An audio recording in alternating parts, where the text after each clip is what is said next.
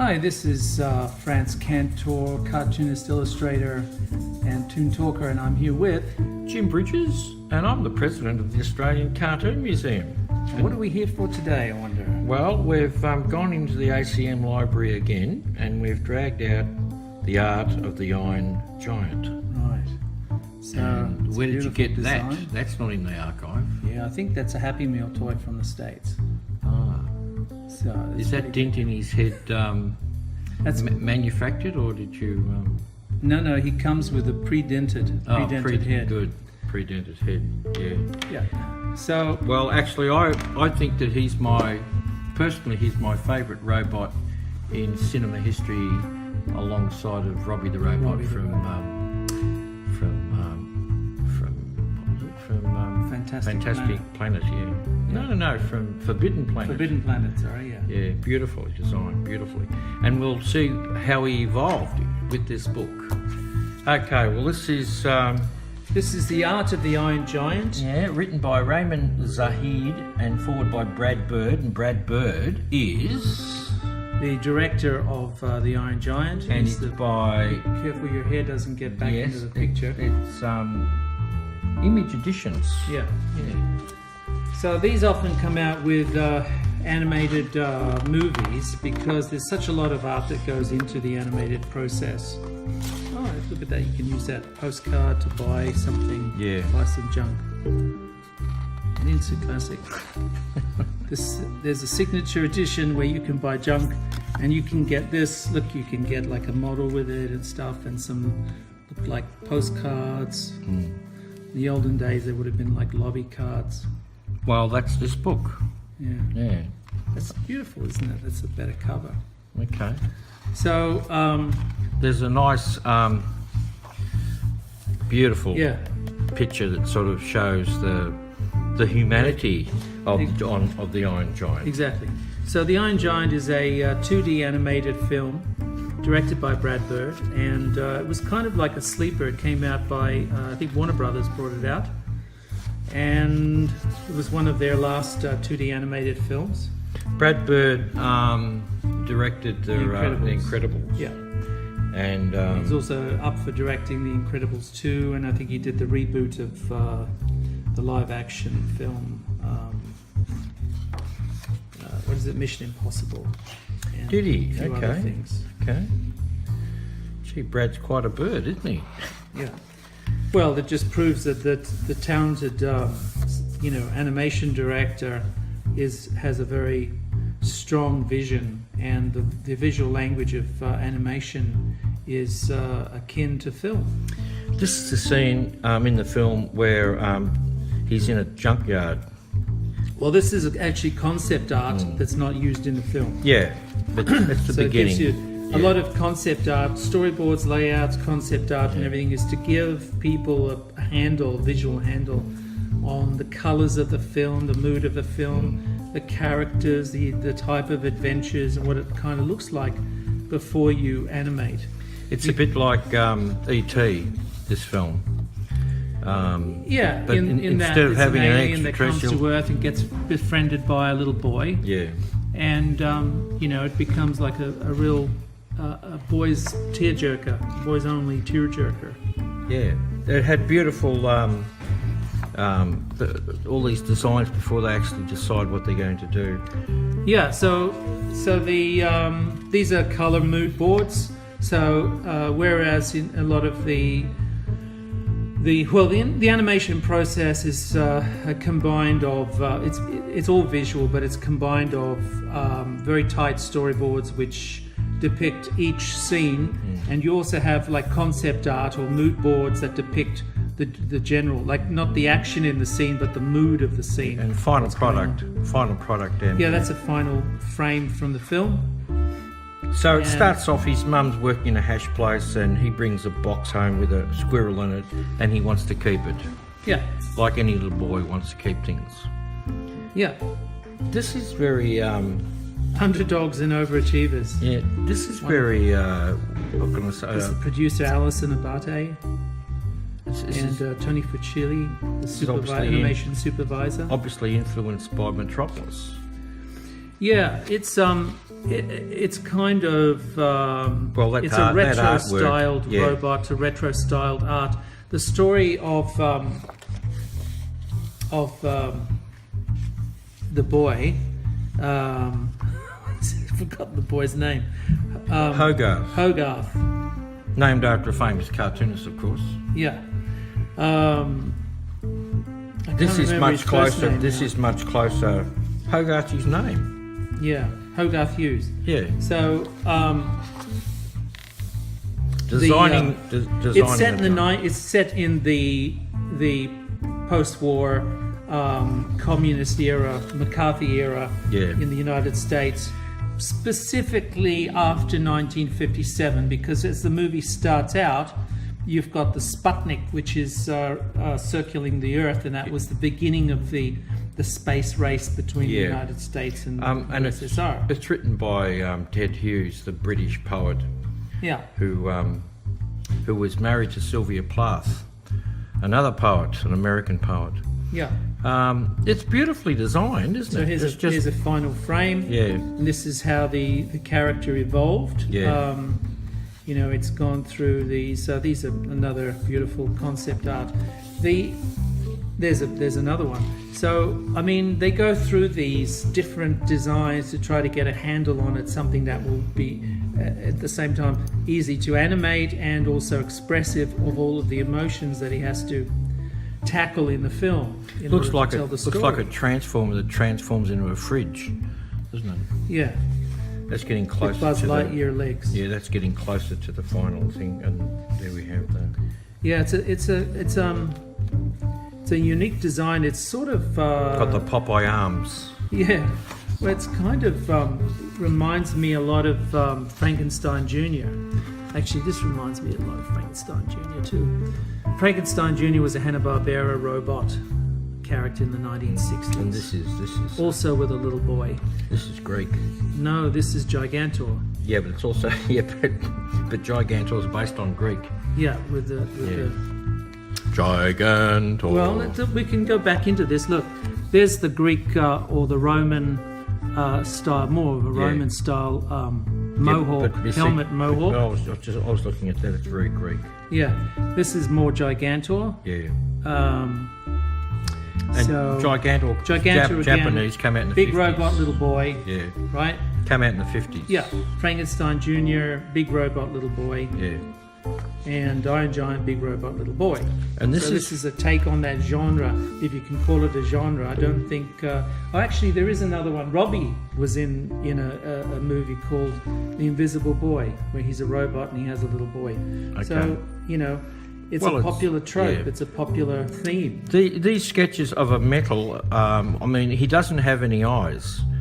No, but they cleverly use Yes. these upper and lower lids Yes. to form expressions. Of Yeah. course, they can open Yeah. and close, and then tilt Yeah. to be angry eyes or sad eyes. And also, in this case. the robot's learning things too in the film. Yeah, We can't show that here, but you get the idea from these. Hmm. Like, you know, yeah. It's actually voiced by Vin Diesel, yeah. He's not a who had a very deep baritone voice. Yeah. It's sort of very tinny, very like a speaking in the side of a garbage bin or something. So it gives it a lot of See, they've even gone to echo and this degree of what it's made of. And Yeah. There he is on the shoulder. Hogarth.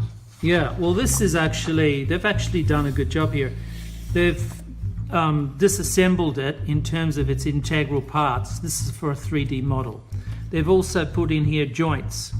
Okay, so each arm, there's a bone. If you do puppet joints or bone joints in 3D Studio or Lightwave or something, you'll be familiar with these things. So those are the movers, the puppet movers or the rods or the bones inside a three-dimensional object. So they used that, and I think they used either a cell shader or they hand traced the 3D components to give you the best effect, to integrate the 3D into the 2D world. There's some more beautiful pastel paintings that give you an idea of the emotion of the scene. So Hogarth Hughes. Huh, what's that? That's a Approved by the director. Code DC. The Giant Hunter. Okay, so the film's a lot of fun, right? It references a lot of very retro themes. Inside the film is a TV show of the Brain Eaters or something, a movie that Hogarth Hughes is watching. And, it's there he is watching a Western. You never heard of The Lone Ranger? So it's creating a world. So when you do a cartoon, especially a film, you create this world. So the more intricate detail you can put in it, the more interesting that world becomes. But it's over here you get Hogarth when he's out hunting for the robot that he saw the previous night. He's got this sort of flight helmet on, and we learn earlier on in the piece with just visual clues in the scene. Yeah, where's Daddy? Yeah, Daddy's dead. Daddy's dead. He's a soldier or a pilot, missing in action. Yep. This is some of Hogarth's. This is a take, I think, or I don't know what this is. Yeah, this is a take. This is one of the antics in the film. And there's a model turnaround of his mum, who's voiced by Jennifer Aniston. She did a very good job. Very actually. 50s. Very Very 50s. Yeah. Well, this is the 1950s diner type dress outfit. This is another take, of course. It's very important. I mean, you may look, well, that's got nothing to do with the film. Well, in a way, it does have something to do with the film because it's trying to establish a visual language. Well, you wouldn't have gotten you wouldn't have gotten explore. You wouldn't have gotten this unless you'd gone through these processes. Yeah. Well, this is 1960s. Yeah. Obviously. Yeah. But it was still very popular. What do they call that? That's. In storyboards, it's a pan. It's a pan. Okay, yeah. So you pan up, you follow the character up. So you start with a storyboard here, the camera locks here, and then pans up to what the light's looking at up the top of the stairs. Okay, well there's these are directorial. And this is the cool dude who's a friend of the boy. And Dean. Dean is voiced by Harry Connick Jr. in the film. He's a great character. Yeah, he's more, out of all the other characters, he's more caricature. And you can see with this one, Downtown Coolsville, where they've done like this retro population. It's only him. Jazz type. It's only him. He's the only cool guy there in the town. So he's the cool guy. He's the James Dean, but he's also a prospective father figure because he marries at the end or hooks up with Dean's mum. Yeah. So here's some more. There's a beautiful retro illustration of Dean that Lou did, and very very nice. You've got the little, the beard happening. So he's got like a beatnik jazz type vibe. Premature about him. balding. Yeah, so he's a sort of a misfit, right? Yeah. So Hogarth, we realise, because Hogarth doesn't have a dad, Hogarth has an amazing imagination. Yeah. He's also kind of a misfit. So the misfits get together. The robot is also a misfit. Yeah, He's lost his memory because he's got a dent in the top of his head. So he's lost some of his memory. That dent. He's actually an alien weapon, which we learn later on in the film. Spoiler alert. Oh. Now, Kent Mansley, a very cool character. Ken Mansley, he's a government agent, and he's very paranoid, and that kind of reflects the overbearing attitude of the day. He's the closest to a bad guy. Era. He's the closest to the bad guy. Yeah. So. And obviously, he wants the robot. Yeah, but he's a great tool for humour, for comedy. Yeah. Also, this character here, the general, he's sort of sympathetic. And the general has to be. Everybody has to be. See. Yeah, but this cartoon is to do with types. So the boy is a type. The friend of the boy, which is the introduced father figure, he's a type. The robot, the type. The mother's a type. Yeah. The bad guy is a type. Yeah. So the general has to be part of the world. He has to reinforce the effectiveness of Manly by being this. There's a lot of modelling going on in the film. Yeah, because you can't like Manly. They don't want you to like Manly. Yeah. They want you to like this guy. So he started out life There's another, I think this is Lou. There's another design of the general, which is kind of like with the MacArthur cornpipe. Yeah, and ended up as the sympathetic, aging warrior. Yeah. Okay. And are we doing the settings? The settings are beautiful. It's sort of a forest. The water scenes are beautiful. Shrouded town. Yeah. In I think it's like New England or something. So there's sea. There's lighthouses. There's a lot of things. It's a coastal town. Yeah. And that's very important. Now, with animated films, they get these mood boards that tell the emotional journey of the film. So, all the high points, happy points are like reflected in so-called happy colors like yellows and reds and pinks. And sad points are very dark and gloomy and very dark palettes like this. Does this actually help the composer? It helps the composer, definitely. Yeah. Okay. I mean, color theory. This is based on emotional color theory. Which is kind of, it's sort of, it's a bit iffy, to be honest with you, because different cultures respond differently to colors. Yeah. But generally, well, we all get the blues, but very few of us get the reds. Yeah. Well, generally, if you take out the concept of particular colors, I'll tell you how this works. When scenes have a lot of action or a lot of exposition or character development, and it's just a happy time or whatever, and it's reflected by the music, the color palette are very pretty, right? So when it's very sad, also reflected by the music, the color palette is very dark. Yep. So if you look at more, not so much particular hues of color, but if you look at the shade of color, the amount of shade and the amount of light, that's kind of reflective of whether a scene is a happy scene or a dark scene. Okay. So it's the amount of light. Let's try to think of it more like a chiaroscuro effect or a film noir effect, where you're painting with light and dark. So that there is in the landscape. So this is a happy scene, obviously, for example, because there's a lot of light and you can see what's happening. Yeah. Take it easy with the cows. Yeah. Oh, there's this eternal. I actually think this is animation art. Whenever I see that type of lighting, I always think, because it's used in so many films. This sort of the slanted? It's almost like nostalgic animation look. Yeah, well, it's people look at this and think of Fantasia or Maxfield Parrish. Yeah. Because of the low slanted sunlight, the dawn light or the sunset rays that hit the trees from the side. Yeah. So we won't tell too much about That's the introduction of the character. First time you see the character, he's of course silhouetted. And this is the diner. This is the diner where the mum works. Lighthouse? Yeah, this is a beautiful, there's so much love that's put into the research of this. This is a fantastic diner. So they've gone into this beautifully, look at the Laminex, the lemonade tables, it's just magnificent, the amount of Russian work that's gone into satellite create seen this, in the night sky. Believable era.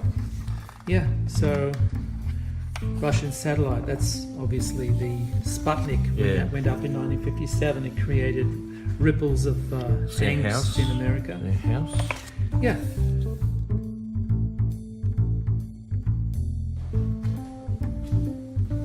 And there's a little boy with his made up little cubby house in front of the television set.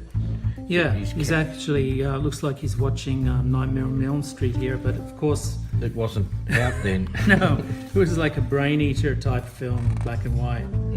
So you can see that, it's a lot of attention that's gone into creating the believable world of a little boy. Yeah. And his environment? Who's up for an adventure. He goes out into the power plant. This is a power plant, and this is where he first meets the Iron Giant.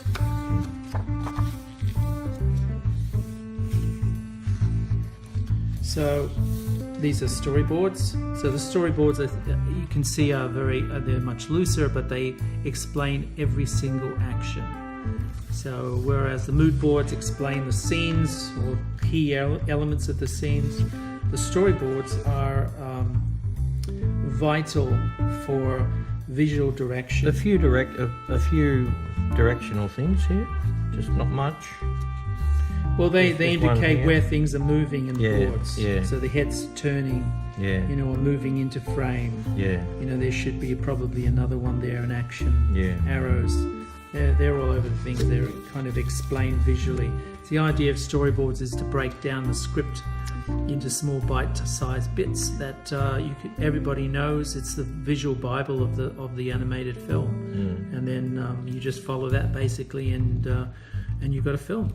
So that's also a pullback shot, or a Okay. zoom in. Well, the arrows tell you what's happening here. Yeah. So it starts out with this film, this frame here, this widescreen frame. They're Yeah. looking at the deer, Yeah, and it pulls back and tilts up to look at the Iron Giant Yeah. looking down at the scene. yeah.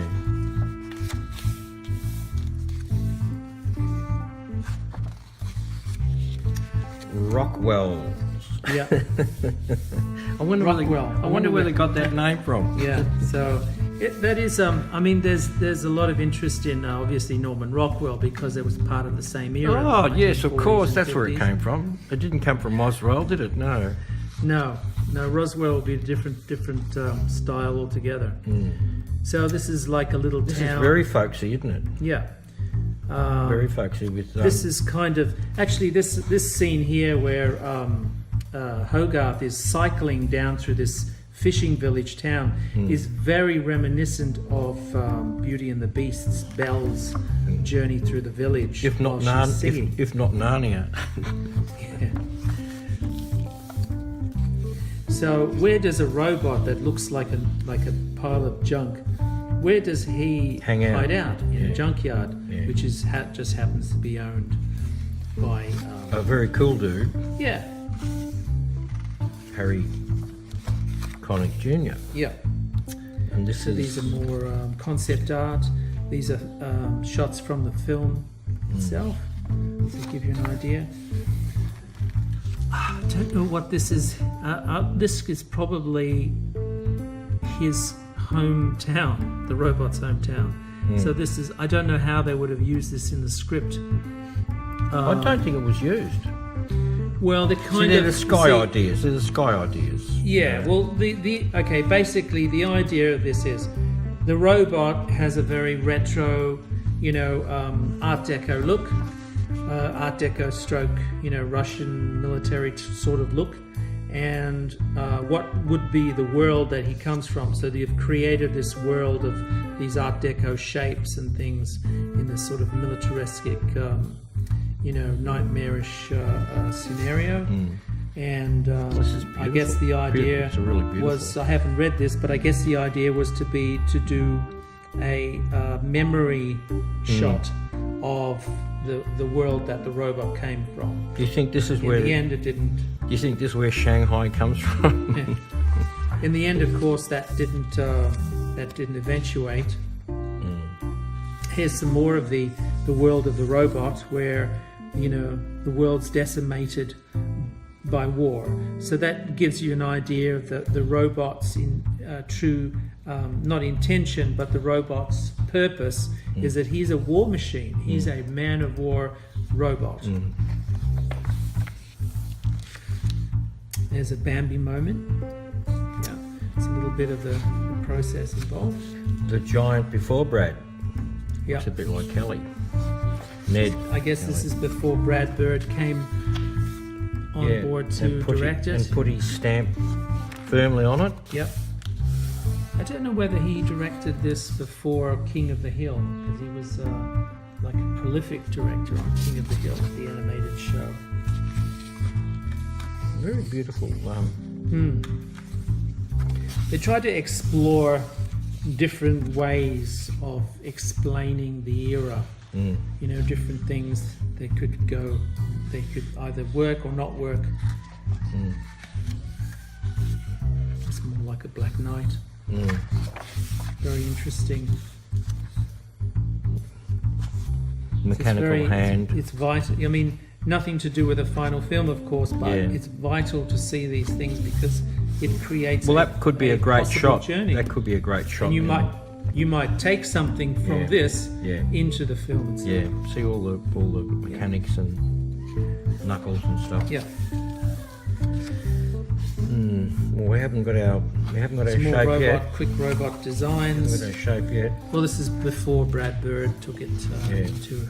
And looking back at the journey. Yeah. So here's a duck and cover film that they watch in class. So there's the Sputnik, which is the opening shot, and there's the robot, which is crashing onto the Earth. This is the story room where the storyboards are tacked onto the wall, and then the artists, the storytellers, and the director step back, and they see how everything plays out in sort of like a comic book form. And there he is in the village. It's obviously a small village. Some beautiful artwork. Some more beautiful artwork, just to give you an idea of how he fits into the junkyard, which is quite well. The Legacy of the Iron Giant.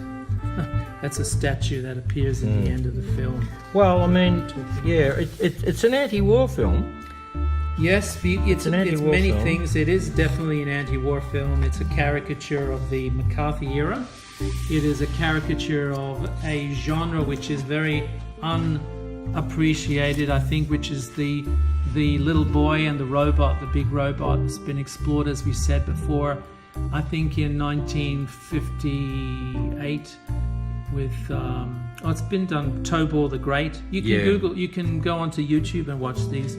Tobor the Great, which is robot backwards, and there's they've pinched a lot of ideas from all sorts of films, but Frankenstein Jr. It's a very well-made film, and Gigantor, and as you would say, it's made with a lot of love. Yeah, and it's a very satisfying film at the end of it. Yeah, well, as a guy, I used to dress up like this in the 60s. So I had red Converse sneakers and a sweater like this, and jeans, and I'd run around in the suburbs. You know, there weren't any forests in the suburbs, but I wish I'd grown up in a seaside town like this. This is kind of like a boy's dream to have a friend who's your protector, who's a giant robot like this. Of course, that's what makes the genre, or the story type particularly evocative. So this is a great film. Catch the film if you can. You won't regret it. It's probably closest America has to get to a Miyazaki moment. That's a very good way to finish the film. Okay, well, this is Franz Cantor and Jim Bridges saying we'll see you next time.